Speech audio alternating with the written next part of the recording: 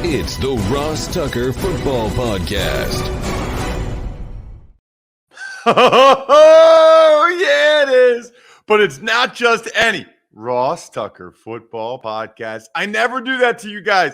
It is bright and early here on a Monster Monday, presented, of course, by DraftKings, and I have internet. Glorious internet is back. I don't want to jinx it, but thank goodness it is nice to have it back. Thank you so much. We are presented, of course, by DraftKings.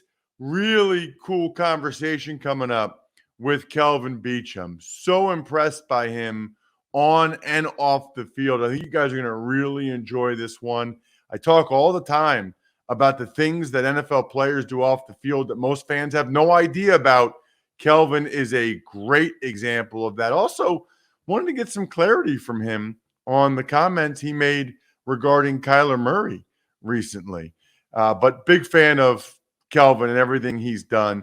Big fan of those of you that go the extra mile to help out the show and maybe win a little something.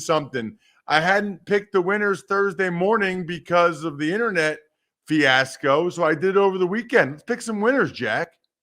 I want winners. I want people that want to win. So I don't think I got an email from anybody taking advantage of any of the sponsors. So it's the sponsor tab over at rosstucker.com where you can see all the different advertisers we've had over the last year or so and the special code that you get and discount if you click the link or whatever, if you use the code. I don't think we got any of those this week. So I essentially have two spread the word winners. One of them spread winner, one of them sponsor confirmation email winner. They both did the same thing. They both did exactly what I asked for.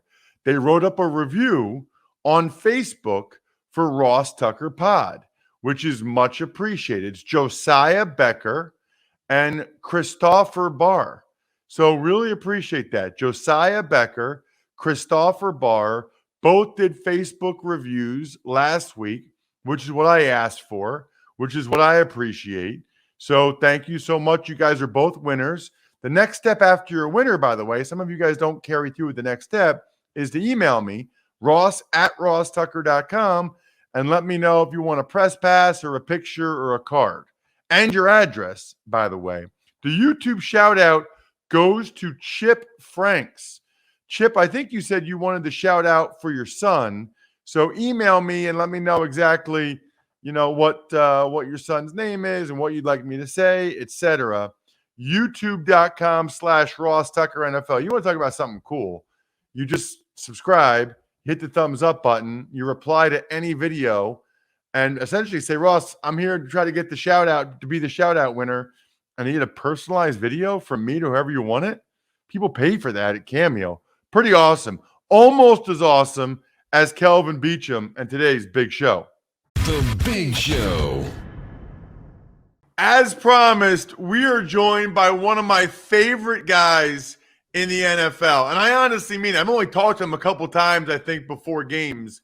But I really do mean that. He's long-time NFL offensive lineman Kelvin Beachum, just re-signed with the Arizona Cardinals for a couple more years, going into year 12. Kelvin, honestly, man, I feel like it was just yesterday. I think I had just retired. I was just getting into the media, and you were playing for the Steelers. And I was like talking with you before the game, and you were too small to play left tackle. And then you just went out there and you were playing your butt off. How you doing, man? I'm doing good, man. But first I have to say thank you. And I also have to highlight, man, how special it is to see an offensive lineman leading the way in media. The journey that you've blazed for other offensive linemen, man, it's been special. So I got to say first and foremost, thank you. Wow. Man, now you're full of crap. Now you're kissing up. That's the truth. Offensive linemen don't get the type of love that we deserve. We don't get any credit. We don't get the same opportunities. We're not as sexy as they need to have on TV to do media and all those things. But man, you've taken it and you've ran with. I ain't blowing smoke. I'm telling you the truth, because you've paved the way. And the thing is, we say the same thing on the football field. We stand on the shoulders of those who came before us. The reason offensive linemen have opportunities like they have is because of people like Ross Tucker.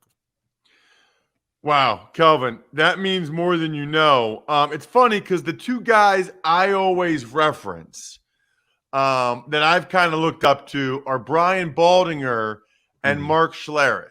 You know Yeah. what I mean? Like those are the Yeah. guys that I kind of looked at and thought, all right, well, if those guys can do it, maybe I can do it. Yeah. All I know, man, is I'm 44. I haven't had to get a real job yet, and that's like my goal, right? Like, I mean, I'm in my detached garage in central Pennsylvania right now, and I'm talking with you about football and the unbelievable stuff that you do off the field and have always done off the field, which is just one reason why I respect you so much. In fact, that's actually how we got connected here. Is someone you work with reached out and talked to me about what you just did in Zambia. Blown away. Like, would you have any interest in having Kelvin on your show? Like, first of all, I'll have Kelvin on my show anytime. Second of all, with what I was reading about what you did, Kelvin, it's just unreal. So I would love for you, rather than me to try to describe it, you to talk about what you just did over in Zambia. Yes, sir. So a couple weeks ago, last year at the end of the year, me and my wife donated money for 2 wells. And then about 2.5 weeks ago, we actually solicited fans to come and support the 3rd well and raise $15,000 to do so.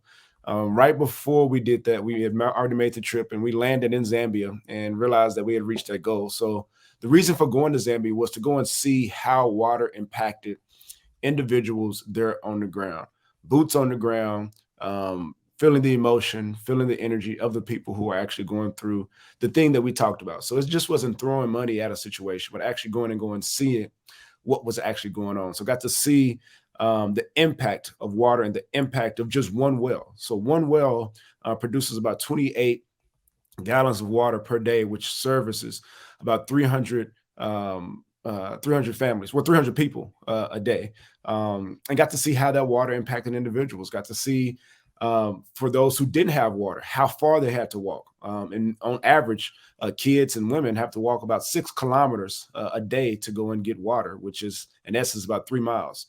So got to see the impact of water and how it affected those who didn't have water and how it affected those who did have water. But I think for me, the most telling thing was to be able to understand the impact of water on healthcare. My wife is a healthcare professional. She's a nurse by trade. And to hear about the discrepancies and the hardships of women to be able to have a child, to have to bear a child in the same room that somebody was going to get a checkup, to hear the screams and the labor and the delivery of a child while you're just there for a checkup, all is in the same building. And you may not have water in that building. So a woman can't take a shower after she's had the baby. There's not the mechanisms to be able to clean a child. And then the woman is discharged after 6 hours.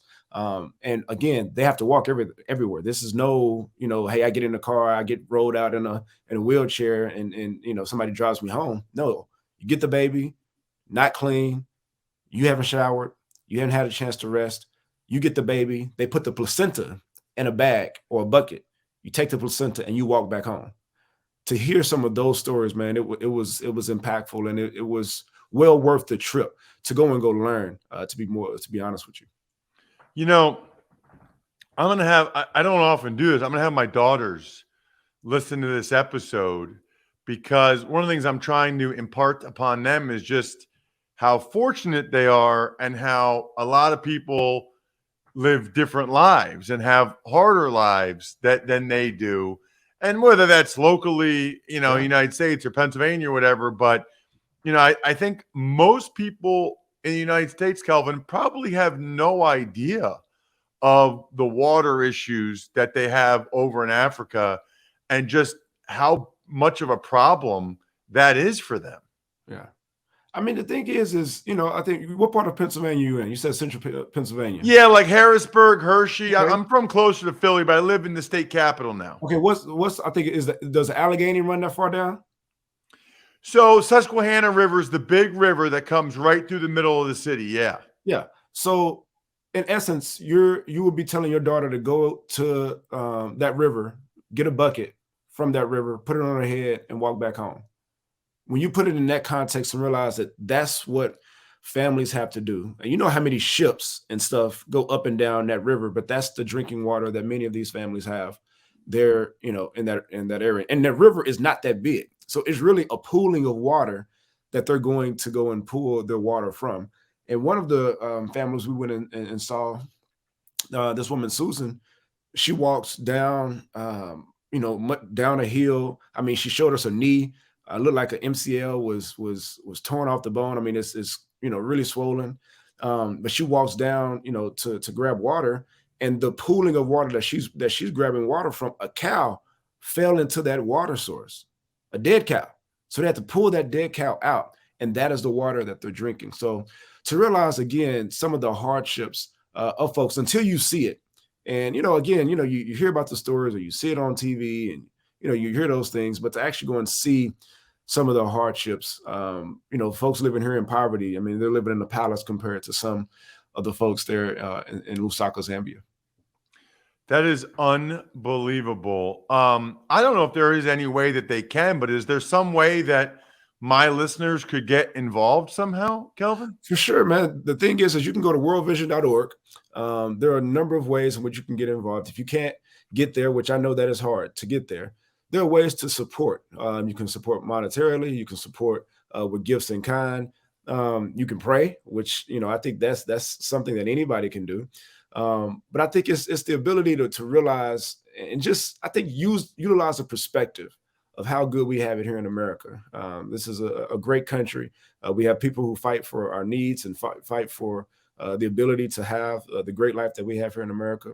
But I think it's being able to utilize and understand some of the perspectives from those, across the world, and just being able to have a heart of humanity and a willingness to want to support people all over the globe. And I think anybody can do that from anywhere, that you have listeners. But just being able to go to worldvision.org, check it out, take a look, see what resonates with you, see what aligns with your passion, and then be able to serve in whatever capacity that is.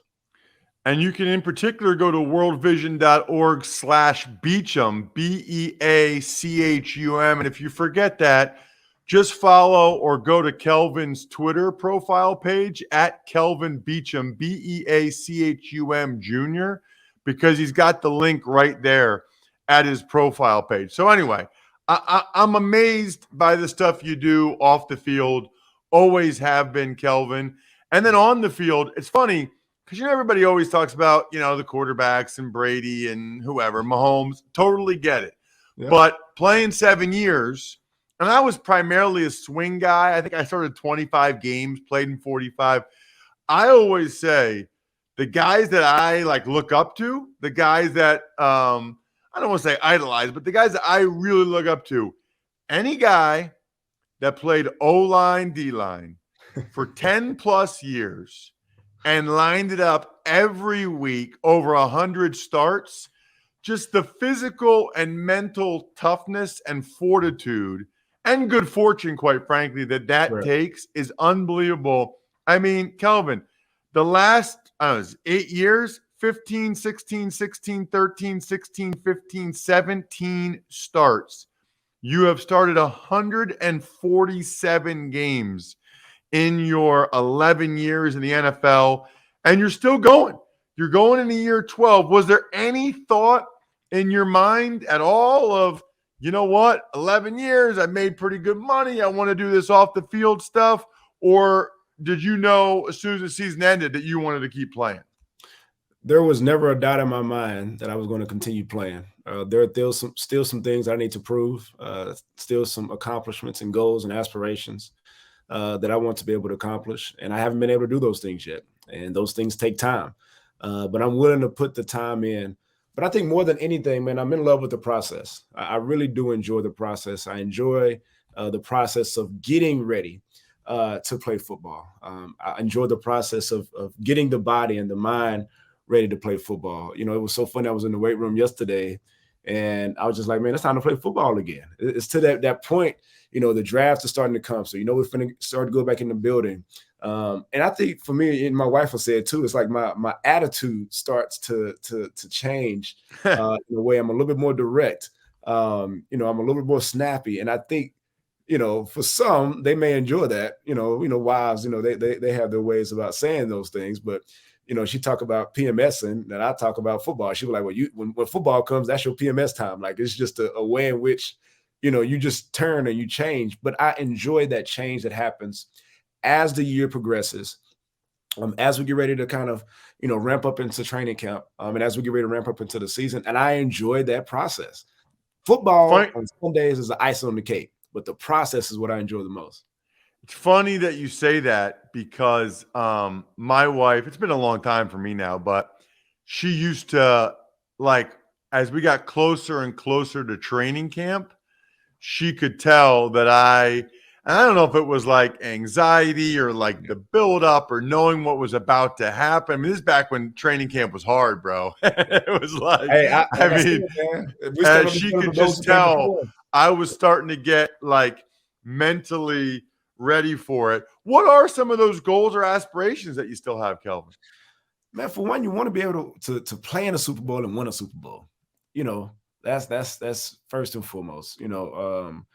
You want to be able to have one of those seasons that are special, that you'll always remember. I've had a couple of those in Pittsburgh.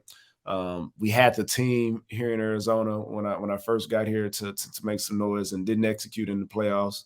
But it's hard to get to the dance, man. And then once you get to the dance, it's hard to make that run once you get into the dance. But, first and foremost, being able to be a part of a Super Bowl and win a Super Bowl is a big thing. And then, man, it's one of those things, man. I was drafted in the 7th round, the last offensive lineman taken in the 2012 draft. And I think it's something special to say that I found a way to play as long as I possibly could. And not only play, but compete and start at the highest level for as long as I could. So there are some things that I just want to be able to accomplish from a personal standpoint. Not to prove to anybody else, but to prove to myself that I did it the way that I felt was needed, and I accomplished it in a way that not many do. It's not many 7th-round picks that get to stay in the league this long. Usually we're punching bags and slappies for those in training camp, for the first couple of years. But to be able to carve out a little small career, man, it's been special. It's been amazing. It's funny. What was it, like a month ago, maybe even a couple weeks ago? I read a quote that you had about Kyler Murray that I'm sure got attention. I don't even know who you were talking to, Kelvin, or what the context was. So what I like to do is, if I have someone like you on, I just like to give you the floor. Like, what did you say? Who did you say it to? And kind of give you the chance to discuss it. Yeah. The thing is I said what I said. I didn't mince what I said. There was no ill will in what I said. And I said the obvious. It's being able to see somebody mature, just like you would like to see a player mature from year to year. At some point in a player's life, or especially a young player's life, they take leaps and bounds. And I just wanted to see the young man grow up. And I said that. And I didn't say it in a I didn't think it was a malicious way, but you know how it is. Free agency, you got some sound bites. But the question was, does he lack leadership? Does he have a heart for it? And I think it's really wrong to try to question a man's heart or question a man's work ethic, especially once they've gotten to the National Football League level, because there's a lot of work that had to be put in to get here. So there's never been a question of can he work? There's never been a question of his leadership. It's, can he do more? And is he willing to do more? And I would love to see him do more, because he has the ability to do so, and he has the keys to the franchise, and he's a leader in that regard. They paid him to be a leader, and I want to see that. So I would say the same thing to him that I've said publicly: grow up, and let's find a way to galvanize and find a way to do this thing together, because it's going to be hard. I mean, he's coming off of a knee injury. It's not easy to come off of a knee injury, be the franchise quarterback, and still find a way to lead this organization in the right way. So, I'm just excited for the opportunity, excited for the challenge. I know some may find it concerning, but he has an opportunity to really rectify and be able to make a name for himself and plant his flag to be the player that we all know he can be. Check him out on social media at Kelvin Beachum Jr. By the way, Kelvin's on the West Coast. We are recording this at 5:45 a.m. Pacific time. And by the way, that's one of the windows that his rep gave me. So I said, okay, I'll take 5:45 a.m. Pacific time. So what are you doing this before you go over to lift some weights, Kelvin? I love it. Or get a workout in? Yes, sir. Usually, man, I'm usually walking around this time of morning. So, I got 3 kids, man. I got an 8, a 5, and a 4. So usually I walk and I finish walking around 6, come in the house and start helping out, getting kids ready, and then we leave about 6:45. I go drop them off at school, and then I go and work out. So we actually on the field today at 7:30. So I try to knock out a lot of things before they actually get up. So when they get up, I can focus on being a dad. So it's again, it's a process. It's the process of getting the body ready. So I got to get up early. It's gonna be getting up early here in a couple months. Getting up early, getting things ready, so I can be able to get back into my groove and my process to be able to do the things that I need to do. Wait, hold on, real quick. You go for walks in the morning? Yeah, about 4:45, I get up, and from about 5 to 6, I'm out walking. So just outside, outside, just a nice stroll. It's a nice stroll. It's an hour stroll. By yourself? By myself.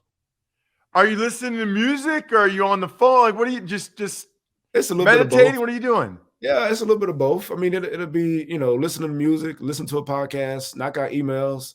But it's a little bit of both. Well, not of both, but everything. Anything that I need to catch up on, or anything I need to be, studying or reading or thinking about, that's kind of my time to get it done. Or talk. My dad is up. This is 5:45, 6 o'clock my time. It's 8 o'clock his time, which he's been up since 5:30, 5 o'clock. So I usually catch him before his day gets too busy as well. So, and then I got the international folks, man. I was actually texting a guy this morning who's in Singapore. So it's one of those things, man, where it's just somebody's up someplace on the planet. I just happen to be up early on the West Coast. At Kelvin Beachum Jr., again on social media. So proud of you, man. The off the field stuff, the on the field stuff. It's just been a tremendous career. Keep it going for as long as you can. Yes, sir. We'll do. Thank you so much for having me. Really impressed by Kelvin. I'm sure you guys could tell that from the interview for so many different reasons. I mean, just that is how you draw it up right there. A guy like Kelvin Beachum. The other way you draw it up, by drinking Labatt Blue Light.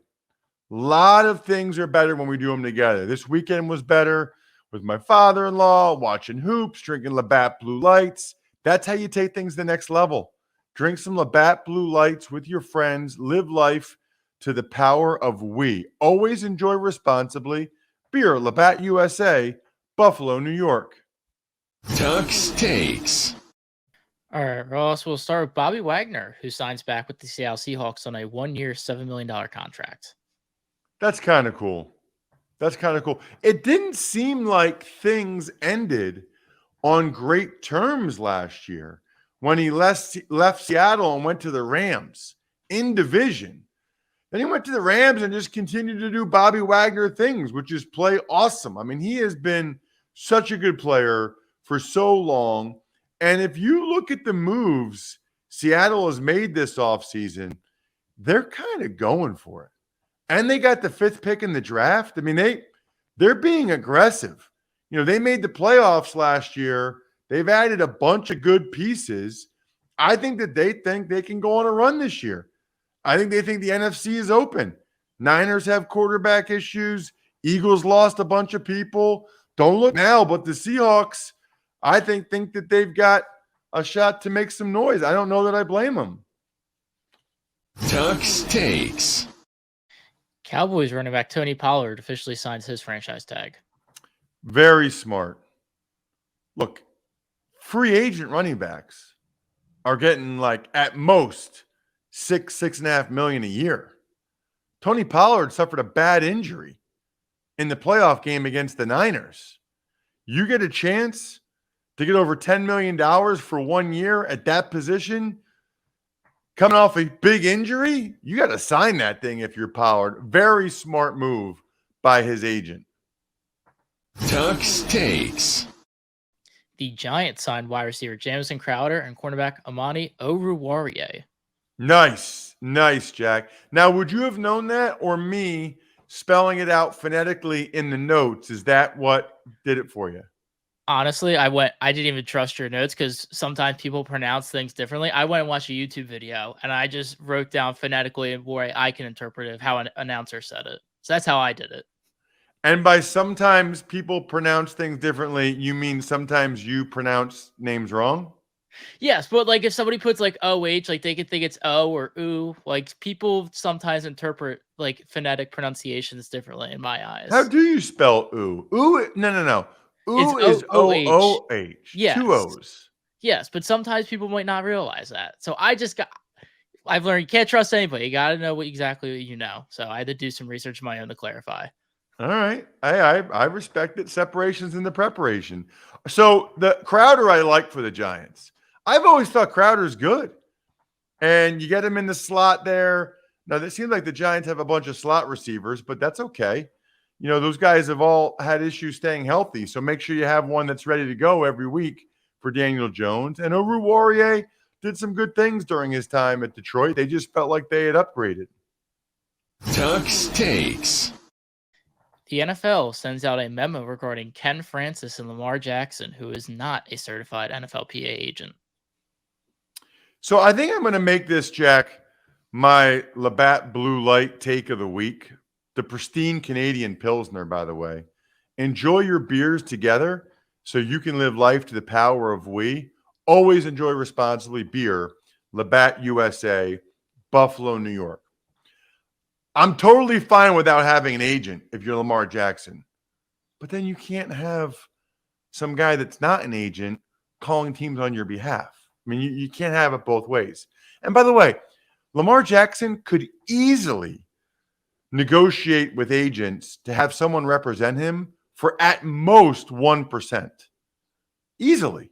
So you're talking about a $200, $300 million deal to have someone managing that process for $2 million, maybe $3 million out of a $300 million deal. It's well worth it. And honestly, the longer this goes, the more nervous I'm getting for Lamar Jackson. If you watch the show or listen, you know I am very passionate about every NFL player maximizing the financial security they can get for their families from their talents. I want every guy to get as much money as they possibly can. I just don't think Lamar's doing that. I mean, if he plays this year on the $32 million franchise tag, he's already way behind. After playing last year on the fifth-year option, if he plays this year for $32 million, he's already going to be millions of dollars behind the game, even when he gets that long-term new contract. If he does, if he stays healthy, if he keeps playing well, the whole situation makes me nervous. And I've talked to teammates of his that feel that way. Everybody feels that way. Tuck's Takes. Eagles right tackle Lane Johnson gets a 1-year, $33 million extension through 2026 with $30 million guaranteed. That lowers the 2023 cap number by almost $10 million. And with that, they signed safety Terrell Edmonds. So obviously the Eagles don't have any quote unquote really established starting safeties right now. So they signed Justin Evans to get him in the mix. Now they signed Edmonds, who started a lot of games at safety for the Steelers, to get him in the mix as well. And they have Reed Blankenship. I don't know that they're done at that position, but they now have three guys that have started games in the NFL at the safety position. And those three guys, right now at least, could compete for those two spots. As for Lane Johnson, he's the best right tackle in the NFL, arguably the best lineman. He's a fantastic player. And I think a lot of this was the Eagles wanted to free up cap space, but they also rewarded Lane in the process by giving him $30 million guaranteed. My guess is that money is over the next couple years, the guaranteed portion of it, because Lane had said he wanted to play at least 2 more years. So basically, I think they probably essentially guaranteed the next couple years. Tuck's Takes. Pair of wide receiver signings. The Ravens bring in Nelson Aguilar, while the Panthers sign wide receiver DJ Chark. So Aguilar is a professional wide receiver. He's been up and down throughout his career. It is unbelievable. I mean, he was the highest paid receiver in free agency a couple years ago when the Patriots got him for like 11 something million a year. Now the Ravens get him for 1 year, 3.5. I like that. 1 year, prove it, probably with Lamar Jackson to try to get his value back up. And then for DJ Chark, Panthers have been really aggressive to try to make sure the number 1 overall pick has some good skill guys around him. We talked about that last week, I think, with Greg Cosell. I think maybe even with Joe Dolan on the Fantasy Feast podcast. You got Thielen, Hayden Hurst.